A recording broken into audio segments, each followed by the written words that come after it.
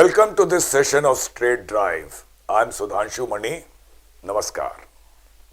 Today we will talk about the budget 2022, particularly the rail budget. Friends, you would remember that till 2017 railway budget used to be a separate budget announced couple of days before the main budget, and it was a sort of a build-up to the main budget. After the combination of the two budgets, good or bad, there are views on both sides. One thing is certainly happened is that now that railways is freed from worrying about raising resources, because it's getting a very fat government support now in the budget. To my mind, railways have become complacent. They are not that much worried about their financial health. Investments have become easier and investments drive growth. It takes some more years to have a final judgment as if it was a good move or not.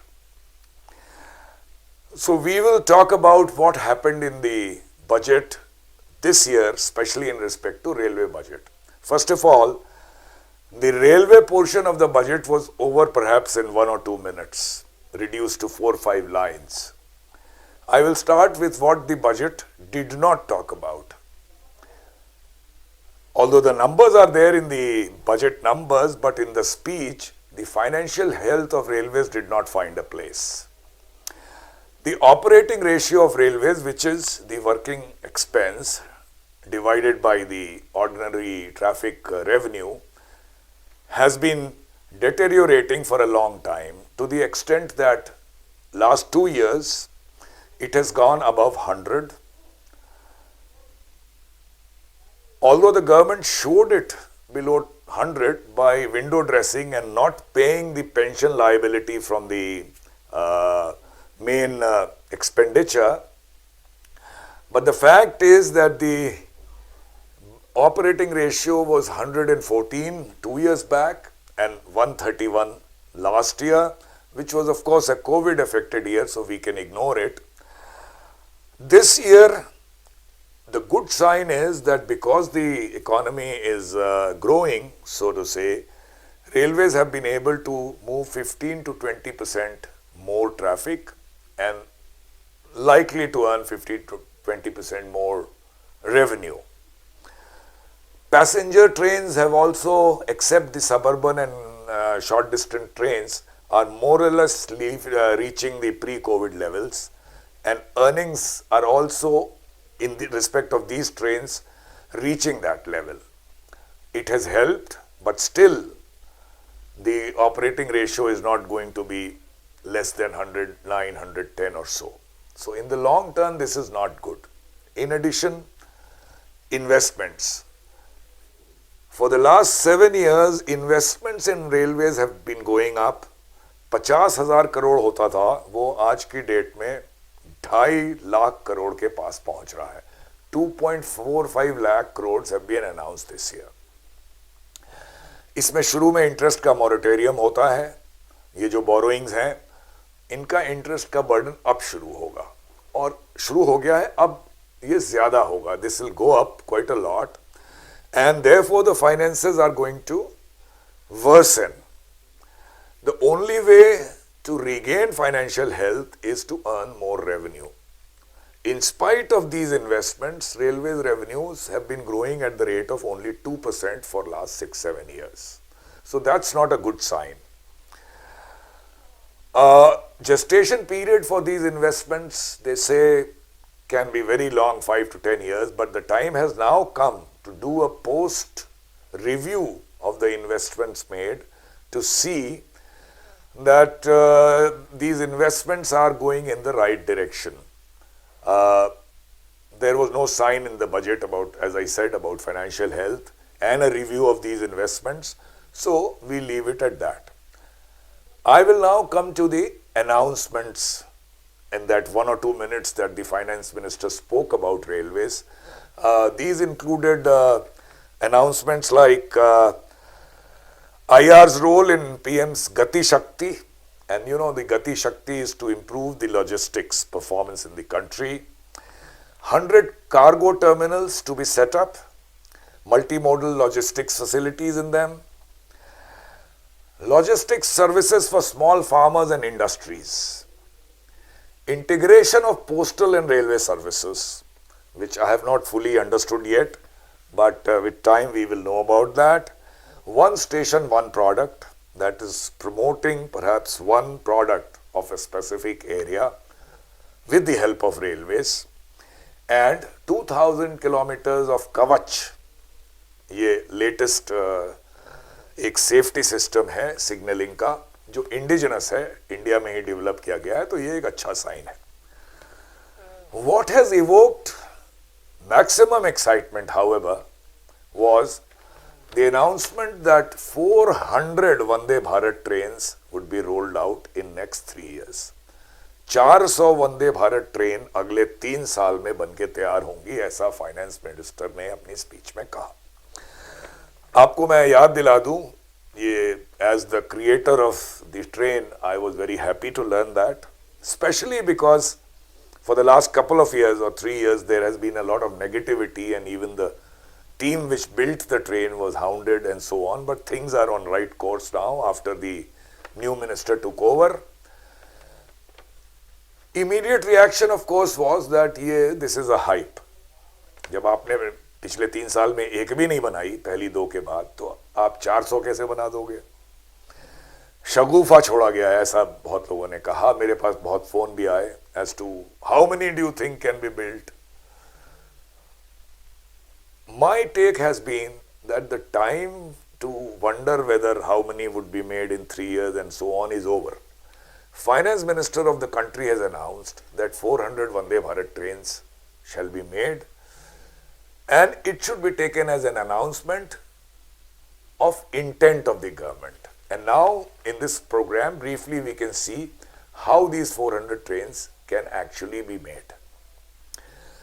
The train was originally built by ICF, designed, engineered, manufactured in ICF.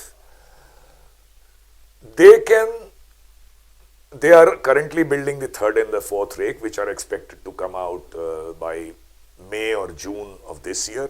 Then they will be put to some tests.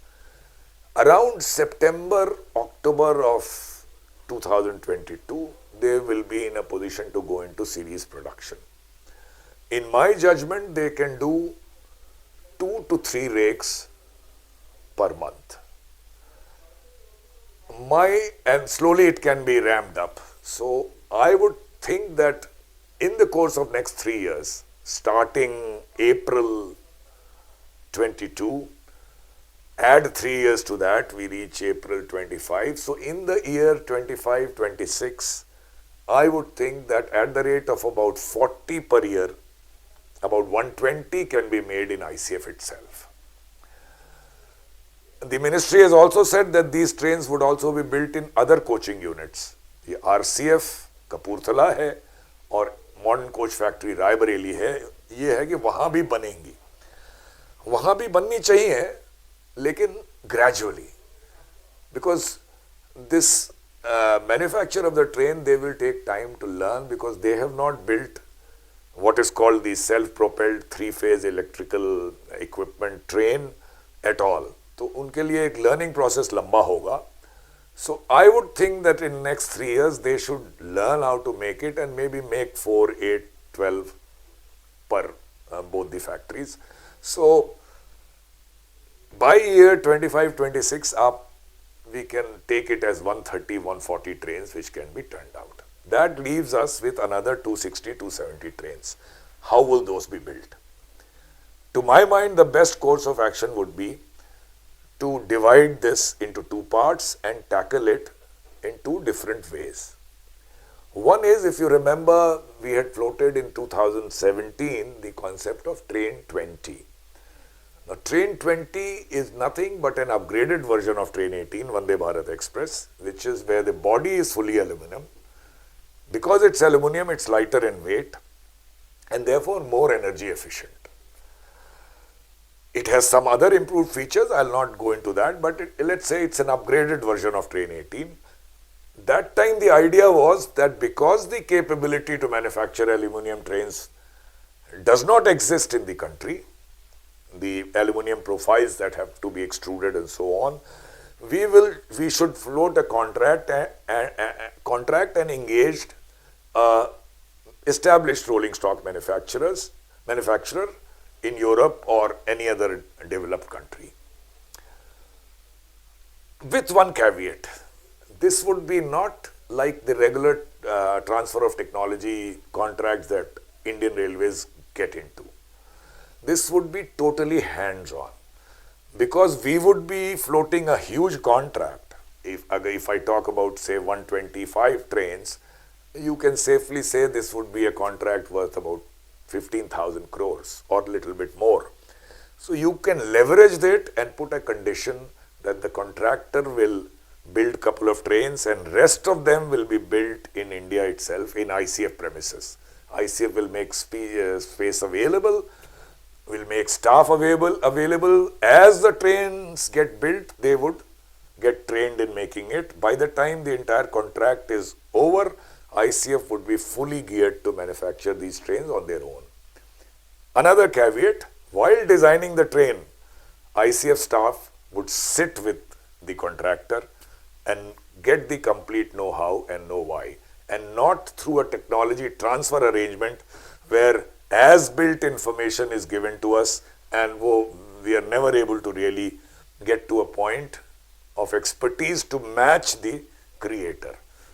Matching the creator is difficult, but we should be able to reach as near it as possible and also be empowered that in future any aluminium based train set train of a different version or new design should be possible for ICF to build it on their own.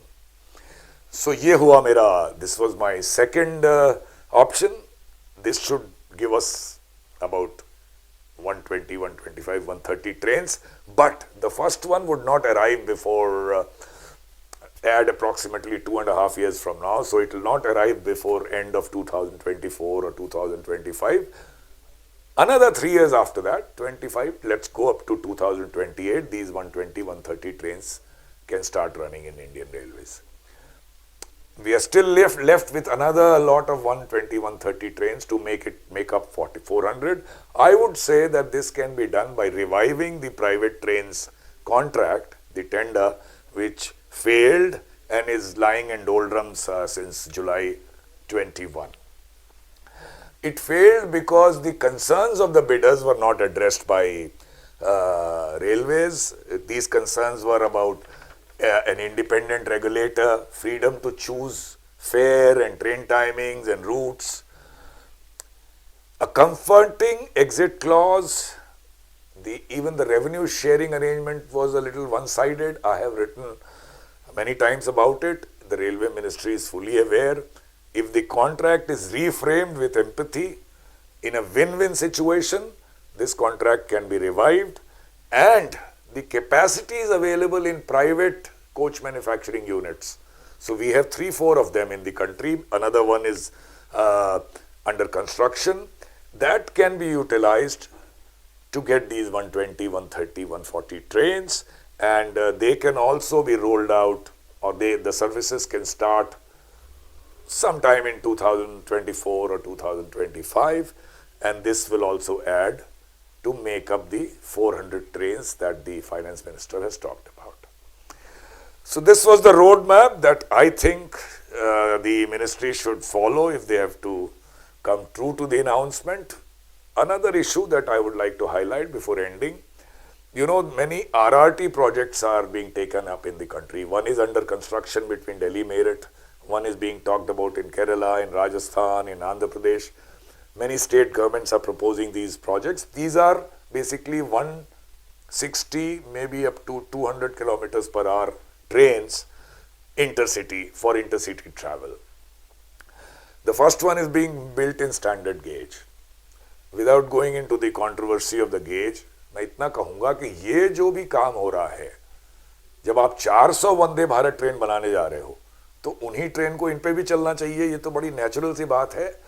अब एक काम ये ministry of urban development करती है RRT वाली, और ये Indian railways, इनको साथ मिलके देखना होगा कि ये ट्रेनें जो 400 हम प्रपोज कर रहे हैं, इनमें से ही ट्रेनें इन आरआरटी में चले, और ज़रूरत पड़े तो इनको ब्रॉड गेज में बनाइए। कोई ज़रूरी नहीं है कि स्टैंडर्ड गेज में बनाई जाए, because they are a stand alone system. So this would be also an important aspect that Ministry of Railways has to see.